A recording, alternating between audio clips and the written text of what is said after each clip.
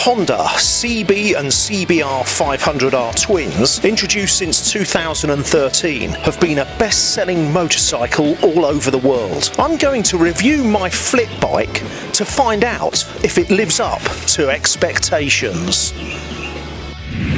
Hello. So this is my Honda CBR500R. It was a non-runner, so I rebuilt it and replaced loads of parts on it, and now it's insured, it's back on the road. But before we get into that, a really interesting thought occurred to me. So I've been riding it around. You know, my background is like a London motorcycle courier, which I did for like 20 years. So if you're wondering what a dispatch rider does, this is my mate Simon, cutting through the London traffic, delivering urgent packages. But I thought this would make a really good dispatch bike because it's really easy and light to ride, it's cheap, and you get really good fuel economy. And that's what you want, because if you're a dispatch rider, you want to hang on to as much money as you earn, as opposed to like spending it out on your motorbike. Kind of a bit different if you just have motorcycling as a hobby and you want to sort of, you know, buy nice bits for it and all that kind of thing. It's a bit of a different mentality to that. And then I remembered that this is the bike that Simon has got in the UK. The last time I went back was about 5 years ago, and I met up with Simon at Brands Hatch, which is a motor racing circuit in Kent, and he gave me a lift on the back of his CB500, which is the naked sibling to this bike. So it's basically the same, but it doesn't have all the plastic fairing on it. When I told him I was doing this video, he said, "Have you seen Stan's post on the Facebook Dispatch Riders page?" And I said no, and he goes, "Well, go and have a look at it." Stan had an early CB500 which has just done like a mega amount of miles. So think about how many miles you think this bike could do, right? And then double it and you'll kind of get there. Now, I'm not going to tell you the answer now, I'll tell you later on in the video. Anyway, this feels quite good about this one, and because I'm going back to my roots. From London to Texas, you are watching Sir Patrick Bikes. God, looks like it's got a bit of a black cloud up there. One thing about this bike is it's really easy to push around. It's really, like I said before, it's like really light and easy to manoeuvre. And the gearbox is really sweet. That's one of the first things I noticed. I've been scarred by the CX500 gearbox. Bloody horrible things. It's really a comfy riding position. Like it. And kind of leant forward a little bit, so you haven't got all the weight on your bum, or your butt, as we say here. Yeah, I'm not that impressed with the front brake. I think it would be better if it had twin discs on the front. But it steers really nice. It's fun, isn't it? You gotta laugh. It's like, I want to like ride this bike, like going back to my roots, being a dispatch rider. And of course, hasn't rained for like ages in Texas, and as soon as I go out, think I'm a dispatch rider again, and it starts pouring down with rain. That's sod's law, isn't it, that? I like the fact that it's got the fairing on it. Mirrors work well at this sort of speed, sort of 40-50 miles an hour. And of course, you've got the suspension. You can harden up the front forks on this as well, so you could head out and do track days on it if you wanted to. Plenty of people use those Ninja 400s, are really popular on track days, and it's a really similar bike, but although it feels like it's got more power.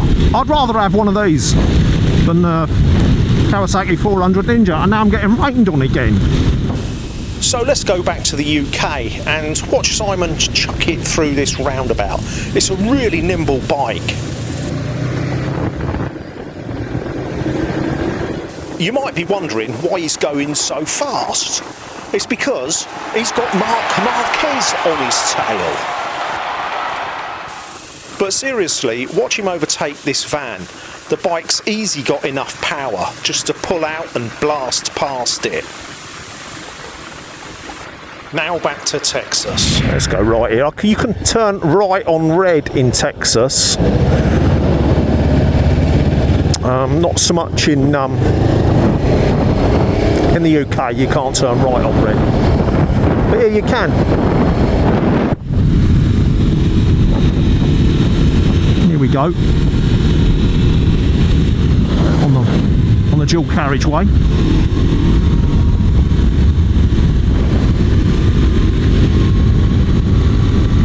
Easy accelerates. It's supposed to have a top speed of about 112, 115. So I'm doing 70 miles an hour at just under 6,000 revs, and it red lines at 9. But yeah, I mean, I'm accelerating. You can accelerate up to 85, 86. It's well fast enough to do that. So I'm going to get in the left-hand lane here because I think the traffic is all backed up. Like I say, there's 3 of my dispatch bikes that I'm going to compare it to, and so you've got the CX500. I actually had about 5 of those. They were definitely cheap and cheerful, and when you go wrong, I just go and buy another one off Chaz Bikes for 500 quid. So I also had a VT500, which I really like to ride. I love V-twins, and I really like that bike. See, in England now, you'd just like, okay, I'm going to move over a bit. Like, you just bottom up in the middle. But you're not allowed to do that here. You'll get nicked. Then I had an NTV650, which was, again, a V-twin. It was a really nice bike to ride. But the gearbox went on that as well. So just because a bike says Honda on the side of it doesn't mean to say it's reliable, because they've messed up quite a few of their different bikes. Now, you will also note that those 3 bikes I mentioned, the CX500, the VT500 and the NTV650, were all shaft drive. That meant you didn't have to mess about adjusting the chain. But these days, O-ring chains are so good, just put engine oil on them and they're fine. They last for, I used to get a ridiculous amount of miles, like over 50,000 miles I'd get out of chain and sprockets. And of course, this bike trumps the CX, the VT and the NTV because it's got a fairing on it. I'm 5'11", I think it's a pretty much perfect riding position for me. I don't think I would change it too much, even if it was adjustable. So let's have a look at these. If you look over here on the right, like, there's a Ford F-150, and then there's a Chevy. Now, they may be V8s, and there's a Toyota Tundra pickup truck there, and I'd say I could pretty much out accelerate them, you know, away from the lights. But if I'm in top gear and I'm going along at like 50 miles an hour, if that guy in that truck just put his foot down and he's got a V8, he would be able to out drag me on this. So don't expect warp drive performance. I think it stopped raining now. Yeah, don't expect warp drive performance out of this bike. It is just 50 horsepower. It's a parallel twin. But of course, the positive side of that is that you're not going to use up loads of petrol. You're not going to use up loads of gas. So I'm going to take you through all the stuff that I did to it. So starting from the top, I changed out the ignition switch. So now it turns on and off fine. Changed the left handlebar, the screen. Also changed the top triple tree. Put a ton of work into this thing. It was like, oh, it was only $1,000, but honestly, man, the amount of work I put into it. Put these funky brake and clutch lever on it. Also put on new bar end weights on the top. Put on a new fuel cap. So I also replaced this seat cowl piece here, and also the lock that holds this bit on it was all sticky. The front indicators. The front brake wasn't routed properly, so I took all the front brake apart, cleaned it all up, put new brake fluid in it, and that works properly now. This is the original panel. On this side, this is original. So this side, new, I think these left-hand panels, they weren't too much money, they were about 130, but I got it cheaper. I got one cheaper on eBay eventually. I had to wait for it to come up. The bottom panel, there I had to glue it with some contact cement. Oh God, there's so much work. I put new pillion footrests and footrest hangers on it because there wasn't any on it. I put a new left-hand footrest hanger and I put new pegs on either side. It didn't have a chain guard, so I put a chain guard on it. Also put a new back tyre on it. I was going to replace this panel because it's got a hole in it, but I never got round to it. I found this, it didn't have an exhaust pipe on it actually, so I got this exhaust off Amazon or eBay, I can't remember. It was about 60 bucks. Kind of works okay. Also changed the oil filter, and I put a new air filter in it.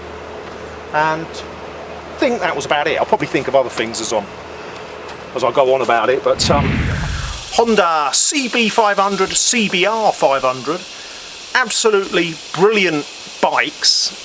I think they're better than the 3 bikes that I mentioned, and if I was still dispatch riding, I would definitely get one.